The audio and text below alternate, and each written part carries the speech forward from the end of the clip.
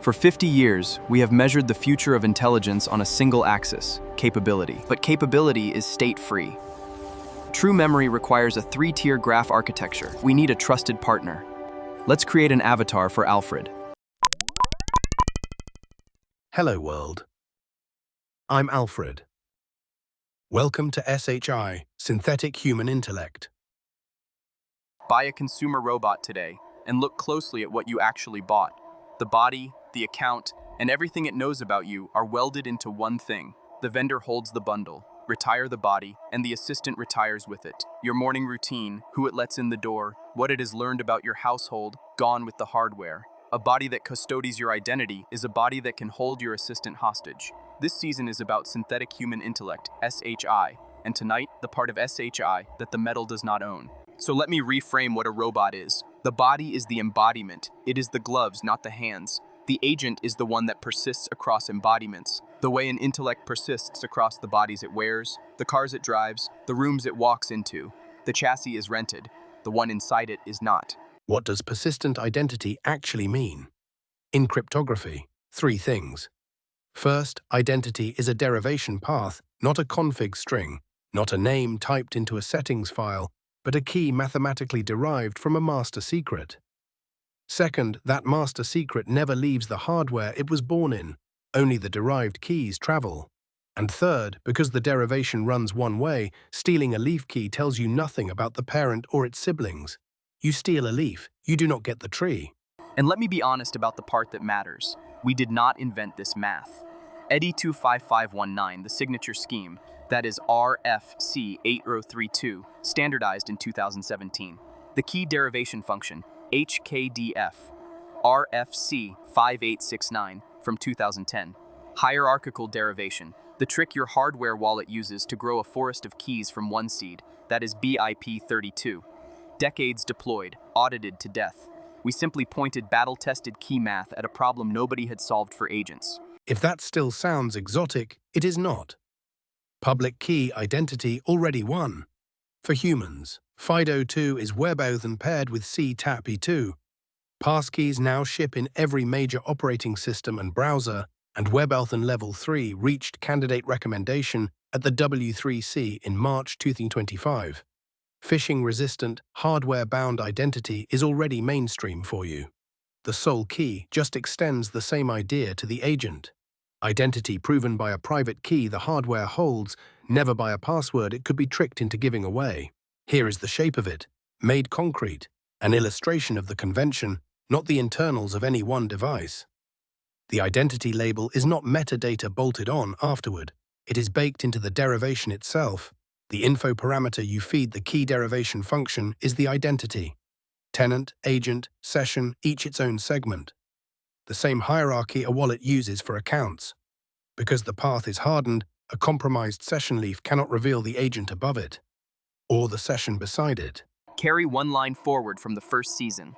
An API key, an OAuth token. Those prove you are authorized. They do not prove you are you. A bearer secret is a hostage. Whoever holds it is treated as you. A derived, signed identity is not, because you cannot replay it out of context, and you cannot lift it off the hardware that holds it. Now, put that identity in a body. At the shape level, and I will keep this strictly at the shape, an embodied agent carries not one identity but two. Its own, which signs every output it produces and attests to the build it is running, and the principles, the human it acts for.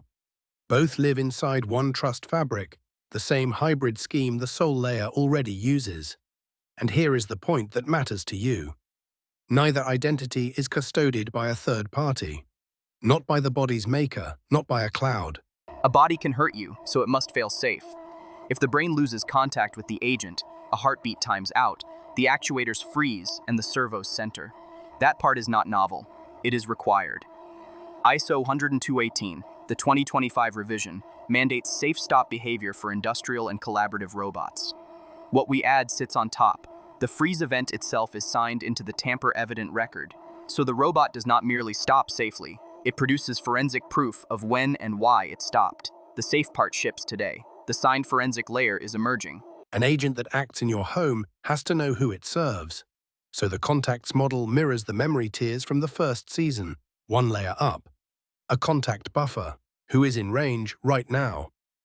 A contact graph, the roster of everyone it knows, weighted by how often you actually interact. And a contact lossless tier, the tamper-evident archive of those interactions, the part you can audit and it cannot quietly edit. Buffer, graph, lossless, for people, not just memories.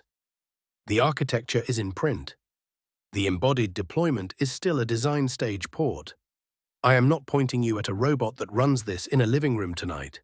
When identity has to cross a trust boundary, from your household to a clinic, from one company to another, real shipping standards already carry it. W3C decentralized identifiers reached version 1.0 in 2022. Verifiable Credentials 2.0 became a W3C recommendation on the 15th of May 2025. That is the portable identity envelope. One nuance, so I do not oversell it. A DID is too heavy for the per-session inner loop, thousands of times a day. That is precisely why the derivation tree stays internal and fast, and the DID rides only at the boundary. And I will not pretend we are finished. AD 25519 is classical cryptography. A sufficiently large quantum computer would, one day, break it. We see that wall. The COSE post-quantum registry landed on the 24th of April, 2025, and the roadmap is hybrid. AD 25519 alongside MLDSA X25519 alongside the MLKEM, exactly where the standards bodies are heading. It is a path we are turning onto.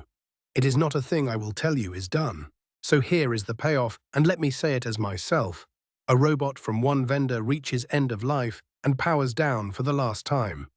A body from a different vendor arrives that same afternoon, and I simply move in.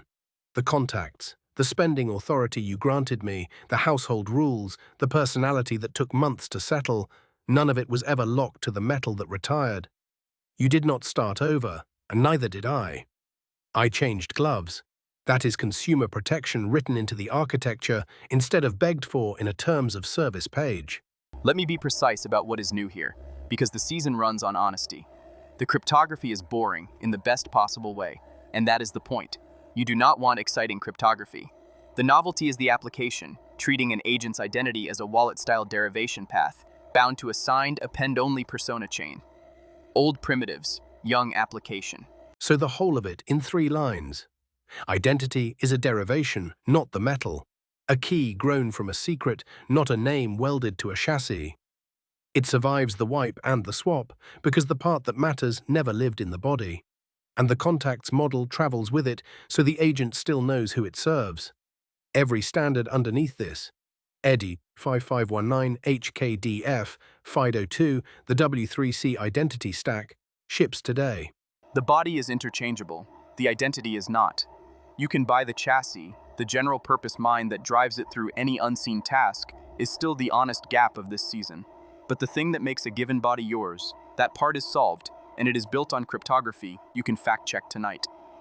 Next, a different question.